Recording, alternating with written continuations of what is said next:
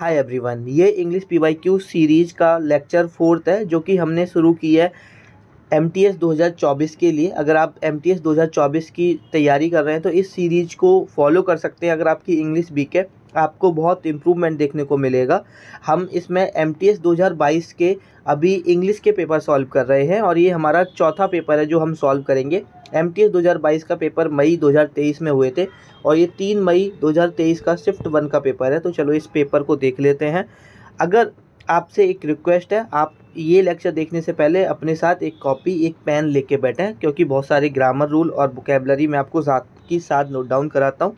तो चलिए वीडियो को शुरू कर लेते हैं। अभी तक आपने ये चैनल सब्सक्राइब नहीं किया है और आप अगर एमटीएस या किसी एसएससी एग्ज़ाम को टारगेट कर रहे हैं, आप इसको सब्सक्राइब कर सकते हैं, फॉलो कर सकते हैं। आपको आने वाले टाइम में हेल्पफुल ही रहेगा। कुछ ना कुछ मैं आपकी लाइफ में वैल्यू ऐड ज़रूर करूँगा। तो चलिए वीडियो को शुरू कर लेते हैं। यहाँ पर जो हमारा सबसे पहला क्वेश्चन है वो ये है कि हमें फिल इन द ब्लैंक्स भरना है।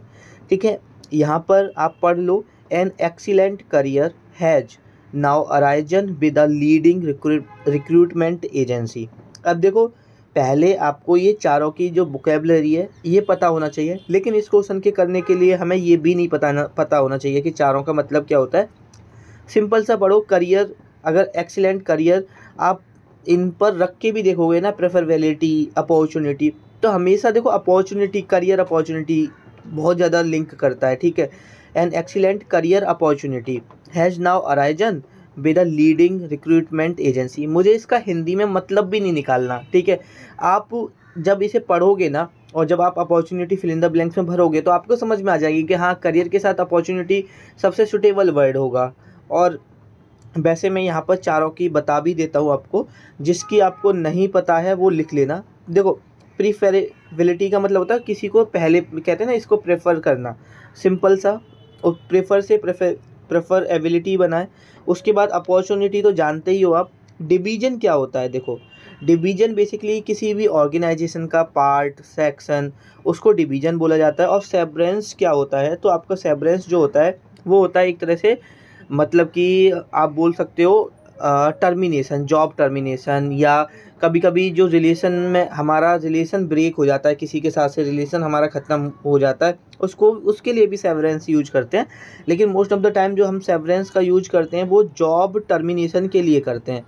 तो ये आपको याद रखना है। तो देखो, ये तो सिंपल सा है, N excellent career opportunity has now arisen, कि मतलब कि जो अगर आप हिंदी में निकालना चाहो कि जो एक्सीलेंट करियर अपॉर्चुनिटी हैं वो बहुत ज़्यादा बढ़ चुकी हैं। मतलब हम अच्छे अच्छे करियर अपॉर्चुनिटी ढूंढ सकते हैं आज के टाइम में। किसकी वजह से? कि जो रिक्रूटमेंट एजेंसी आ गई हैं उनकी वजह से। ठीक है, तो ये तो बहुत सिंपल सा क्वेश्चन था कि हाँ, करियर के साथ जो अपॉर्चुनिटी है वो एक ऐसा वर्ड है जो बिल्कुल अच्छे से फिट होता है। तो आप इस क्वेश्चन को आराम से कर सकते हो। इसमें कोई ग्रामर नहीं लगेगा, कोई ऐसा रूल नहीं है जो लगेगा। यहाँ पर जस्ट आपकी बेसिक सेंस काम करेगी कि हाँ, आपको क्या लगता है। उसके बाद जो नेक्स्ट क्वेश्चन है हमारा, the rodeo is great way to unite soldiers skills and build spirit de corps. तो इसमें क्या आएगा वो हमें देखना है कि कौन सा वर्ड है। मतलब कि ये जो येलो कलर में आपको पार्ट दिख रहा है इसका रिप्लेसमेंट करना है या नहीं होगा, मतलब यही सही है। तो देखो, एक बात बताता हूँ, जब आप इस पूरे सेंटेंस को पढ़ोगे तो यहाँ पर है यूनाइट सोल्जर्स स्किल्स। देखो, किसी एक सोल्जर की स्किल के बारे में बात हो रहा है। और जब कोई हमारा स्किल्स क्या है, एक इनडेफिनिट आर्टिकल है। और जब एक इनडेफिनिट आर्टिकल है और उसको डेफिनिट बनाना, और हमें पता है ये सोल्जर्स स्किल के बारे में, किस एक सोल्जर की स्किल के बारे में बात हो रही है, तो ग्रेट वे से पहले क्या आना चाहिए? ए आना चाहिए। तो हमेशा ये ध्यान रखो कि ग्रेट वे से पहले ए आएगा। तो अब देखो, ए किस किस में है? एक तो ऑप्शन 1 में है, एक ऑप्शन 4 में है। अब देखो कि ऑप्शन 1 आएगा या ऑप्शन 4 आएगा। ठीक है, a great way to unite. अब देखो, सोल्जर से पहले यहाँ पर एन लगा है। सोल्जर से पहले एन का क्या मतलब होता है? आएगा ही नहीं एन। एन तो अगर बाई चांस ए आएगा तो चलो मैं कंफ्यूज भी हूँ कि ए आएगा कि नहीं आएगा। तो और यहाँ पर आपका एन नहीं आएगा तो ए जो है वो आपका सही हो जाएगा। समझ में आया? तो आप लिख सकते हो कि इनडेफिनिट आर्टिकल से पहले ए या एन का यूज करते हैं हम। अगर ए और एन का यूज करते हैं जब किसी एक सिंगुलर पर्सन की बात हो रही हो। ठीक है, उसके बाद नेक्स्ट है मेरा I ate a few brown rice this morning. देखो एक रूल आपको पता होगा, नहीं पता तो नोट डाउन कर लो। अगर कोई भी हमारी काउंटेबल नाउन है तो काउंटेबल नाउन के साथ few, a few, the few ये सारे आते हैं। मतलब फ्यू से रिलेटेड जितने भी वर्ड हैं, चाहे फ्यू हो, अ फ्यू हो, द फ्यू हो, ये सारे किसके लिए आते हैं? ये काउंटेबल नाउन के लिए आते हैं, काउंटेबल नाउन के लिए आते हैं। ठीक है, काउंटेबल नाउन। काउंटेबल नाउन क्या होता है? जिसको गिना जा सकता है। अब ये बताओ, जो ब्राउन राइस है कि मैंने कुछ ब्राउन राइस खाए थे सुबह में, अब ये बताओ ब्राउन राइस को क्या मैं गिन के खाऊंगा कि मैंने 10 ब्राउन राइस खाए थे या 15 खाए थे? हाँ, ग्राम में खा सकता हूँ। तो जो अनकाउंटेबल नाउन होता है उसके लिए मैं सम यूज करता हूँ। ठीक है, तो यहाँ पर हमारा जो पार्ट में एरर होगा वो किस वाले पार्ट में एरर होगा? तो वो सेकंड वाले पार्ट में हमारा यहाँ पर एरर होगा। फ्यू नहीं आएगा, फ्यू की जगह क्या आएगा? सम आएगा। तो उसमें करेक्शन नहीं पूछा, बस ये पूछा कि किस पार्ट में एरर है, तो सेकंड वाले पार्ट में मेरा यहाँ पर एरर हो जाएगा। उसके बाद हम नेक्स्ट देख लेते हैं सिलेक्ट। हमें बेसिकली सिनोनियम बताना है। ठीक है, तो एक्सप्लिसिट का मतलब, और देखो आप भी एग्जाम देते वक्त ये ध्यान रखा करो कि ये जो डायरेक्शन वाला ये वाला होता है ना, इसे पूरा मत पढ़ा करो, बस देखा करो सिनोनियम पूछा है, एंटोनियम पूछा है, क्या पूछा है, और डायरेक्ट फिर क्वेश्चन देखा करो। अब एक बात बताओ, सिनोनियम पूछा है एक्सप्लिसिट का, अब ये बताओ किस किस को एक्सप्लिसिट पता है? तो अगर नहीं पता तो नोट डाउन करो। एक्सप्लिसिट का मतलब होता है कोई भी चीज़ क्लियरली होना, इन डिटेल होना। ठीक है, कि किसी भी चीज़ को बहुत अच्छे से समझाया जाए या कोई चीज़ बिल्कुल डिटेल में है, उसे बोला जाता है explicit, clearly and in detail. आप नोट डाउन कर सकते हो। ठीक है, अभी हमें इसका क्या बताना है? सिनोनियम बताना है। परफेक्ट, परफेक्ट देखो क्लियरली एंड इन डिटेल नहीं होता। परफेक्ट मतलब होता है कोई चीज़ अपने आप में परफेक्ट है, एकदम सही है। ठीक है, बट स्पेसिफिक, स्पेसिफिक होता है कोई भी चीज़ क्लियरली डिफाइंड हो। ठीक है, उसको हम बोलते हैं स्पेसिफिक। क्लियरली डिफाइंड को हम स्पेसिफिक बोलते हैं। तो एक्सप्लिसिट का जो सिनोनियम है वो स्पेसिफिक हो सकता है, तो हमारा सेकंड हो जाएगा। अब नेबुलस का मतलब होता है आपका कंफ्यूज, नेबुलस का मतलब होता है कंफ्यूज। ठीक है, और बॉग, बॉग का मतलब होता है कोई भी चीज़ जो फैशन में होती है, इन ट्रेंड में होती है, जो चल रही होती है, उसको बोलते हैं बॉग। तो ये आपको याद करना है। और देखो अगर आपको मैं जो बोल रहा हूँ अगर कोई वर्ड समझ में नहीं आता तो आप अपने डायरी में लिख लो ही ना, और गूगल से देख लेना इसका क्या मतलब है। ठीक है, क्योंकि मैं हर वर्ड लिख नहीं सकता हूँ, क्योंकि ये मैं हाथ से उंगली से लिखता हूँ, और वो आ, जो पेन होता है लिखने का या जो टैबलेट आईपैड वगैरह तो है नहीं मेरे पास, फ़ोन में जस्ट स्क्रीन पर ऐसे लिखता हूँ। तो इंग्लिश से उंगली से सब कुछ लिखना आसान नहीं होता। ठीक है, तो बस आप थोड़ा समझो भाई। देखो ईडियम्स है, सॉरी वन वर्ड बताना है कि इसका वन वर्ड क्या होगा। A house of shelter for a dog, कि बेसिकली जो जहाँ पर कुत्ते रहते हैं उनको उस जगह को क्या बोलते हैं। ठीक है, ये बताना है आपको। तो बताओ, किसी को पता है तो बताओ। तो देखो उसको बोलते हैं कैनल।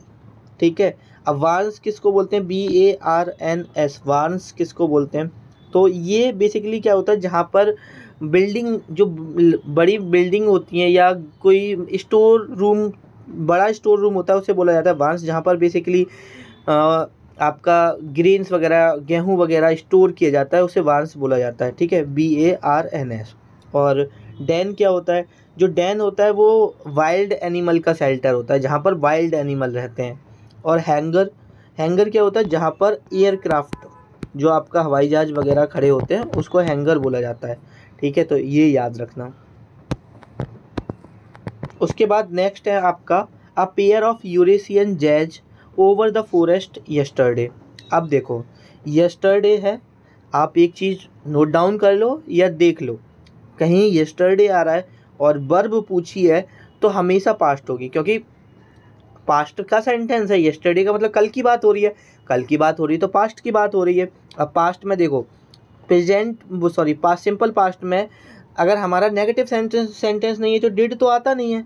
अगर नेगेटिव सेंटेंस होता है जहाँ नॉट का यूज होता है वहाँ डिड आता है, तो डिड तो होगा नहीं।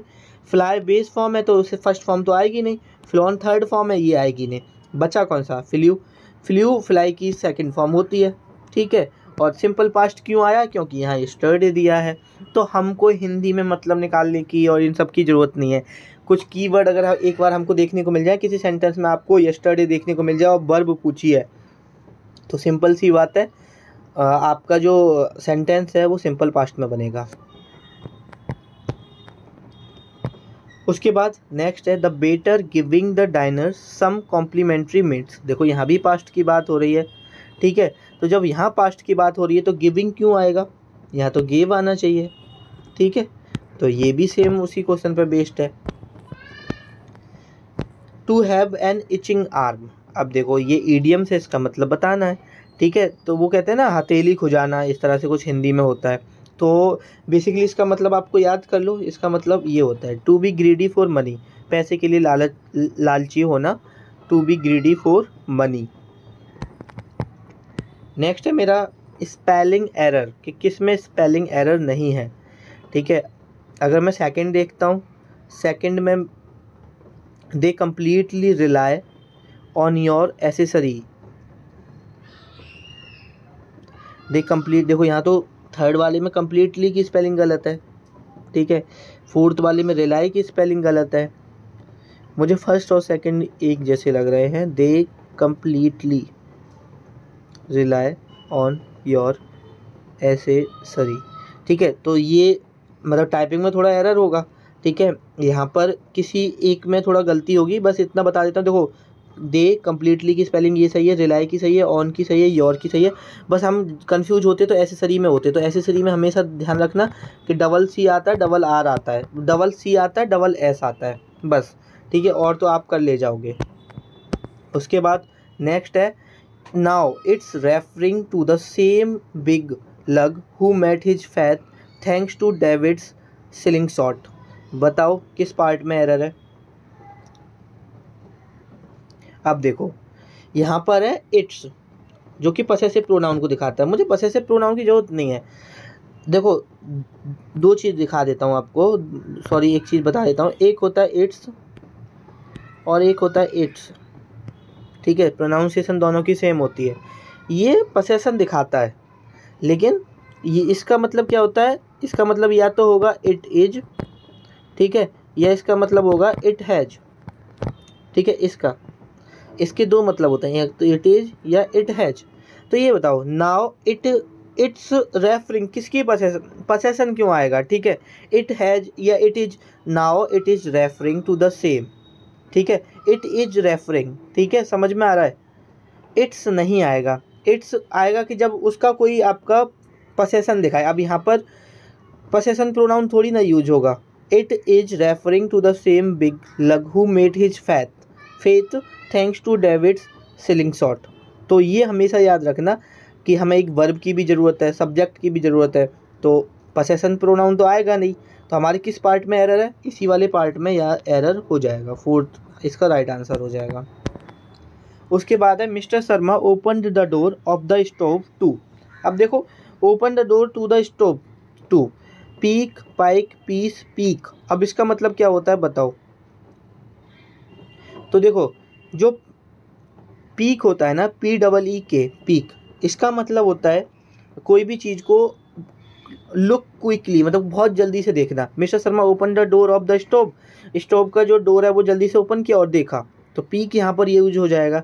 जो पाइक का मतलब होता है वो एक तरह की, पाइक का कोई मतलब नहीं होता, ये एक तरह की फिश होती है, तो ये तो आएगा नहीं।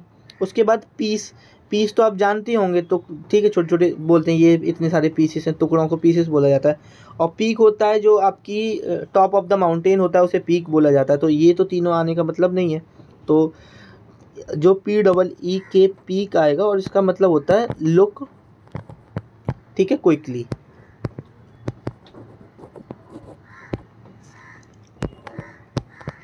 नेक्स्ट क्वेश्चन है my parents have been lying to me since I was kid.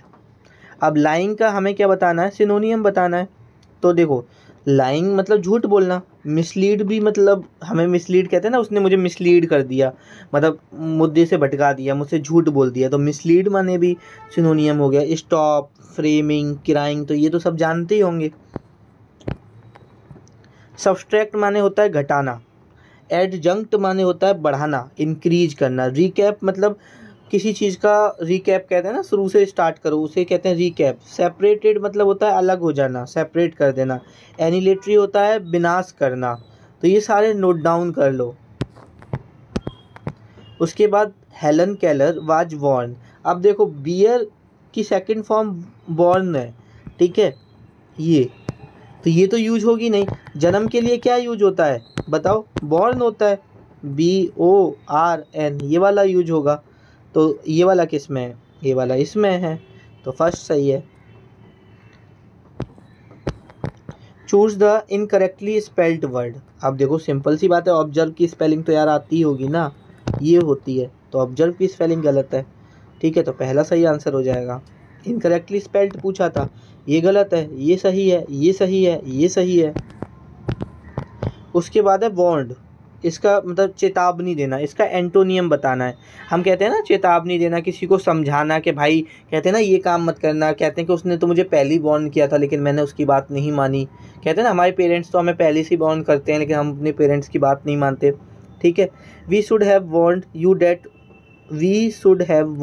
That they are coming. जैसे कि उन्होंने बोला कि we should have warned you that they were coming. अब वार्न का मतलब बेसिकली समझ में आ गया आपको कि चेतावनी देना, समझाना पहले। और इम्पेरिल्ड का मतलब क्या होता है, इम्पेरिल्ड का मतलब होता है किसी को खतरे में डालना। तो एंटोनियम हुआ ना, एक होता है कि किसी को पहले ही वार्न कर देना कि भाई आगे खतरा है, एक होता है किसी को खतरे में डाल देना। इम्पेरिल्ड का मतलब होता है खतरे में डालना। बेक्ड का मतलब जगना, बेक की सेकंड फॉर्म है। प्रिडिक्टेड का मतलब प्रिडिक्ट करना कोई भी चीज़। प्रिपेयर का मतलब कोई भी चीज़ प्रिपेयर करना, ठीक है, तैयार करना। Despite of technological innovations and powerful analytical tools, nothing is happening। एक रूल लिख लो कि कभी भी डेस्पाइट के साथ ऑफ नहीं आता, और ये एरर आएगा तो डेस्पाइट से आ रहा है वो ऑफ लगा देते हैं। इंस्टेड ऑफ आता है, लेकिन इंस्टेड ऑफ का मतलब डेस्पाइट होता है, तो ये चीज़ ध्यान रखो कि डेस्पाइट के साथ कभी ऑफ नहीं आता, तो आपके इसी वाले पार्ट में एरर हो जाएगा। डेस्पाइट ऑफ नहीं आएगा, डेस्पाइट टेक्नोलॉजिकल इनोवेशंस आएगा, तो ये नोट डाउन कर लो। नेक्स्ट है मेरा, we are getting support from a large number of textile traders. तो ये तो बहुत सिंपल है, लार्ज किसमें, फोर्थ ये रहा, ठीक है। Date can be seen through, जिसके आर पार देखा जा सकता है उसे क्या बोलते हैं, ट्रांसपेरेंट बोलते हैं। ओपेक होता है जिसके आगे मतलब जिसको नहीं देखा जा सकता, ओपेक वो होता है। ट्रांसपेरेंट होता है जिसका जैसे शीशा होता है, ठीक है, ट्रांसपेरेंट होता है, देखा जा सकता है शीशा के थ्रू। मुंह देखने वाला शीशा नहीं, जो विदाउट पॉलिश शीशा होता है उसमें देखा जा सकता है। ओपेक का मतलब होता है जिसमें देखा ना जा सके, जिसके थ्रू, ठीक है। रेवरेंट का मतलब होता है रेस्पेक्टफुल, और डिफिटेबल मतलब होता है टायर्ड, वो जो बहुत जल्दी थक जाता है। To get on one's nerves, basically to get on one's nerves एक ईडियम्स होता है, और इसका मतलब होता है किसी को इरिटेट करना, परेशान करना, और वो किस में है, वो है ऑप्शन फोर्थ में, टू इरिटेट और प्रोवोक समवन। तो ये ईडियम अगर आपको पता है तो ठीक है, वरना अपने में नोट डाउन कर लो। तो ये 20 क्वेश्चन हो गए आज का लेक्चर, आज हम यहीं पे ख़त्म करते हैं, क्योंकि टोटल 25 क्वेश्चन पूछे जाते हैं, 5 क्वेश्चन क्लोज टेस्ट के पूछे जाते हैं। तो क्लोज टेस्ट हम करते नहीं हैं, हम सिर्फ ग्रामर वाले क्वेश्चन करते हैं और बुकैब वाले क्वेश्चन करते हैं, जो कि 20 क्वेश्चन पूछे जाते हैं। तो चलिए वीडियो को यहीं पे ख़त्म करता हूँ, विदाउट वेस्टिंग योर टाइम। आपका टाइम बहुत कीमती है, तैयारी करते रहो, पढ़ते रहो और कंसिस्टेंट रहो। आपसे मुलाकात होगी किसी नेक्स्ट वीडियो में, तब तक के लिए ख्याल रखिए अपना।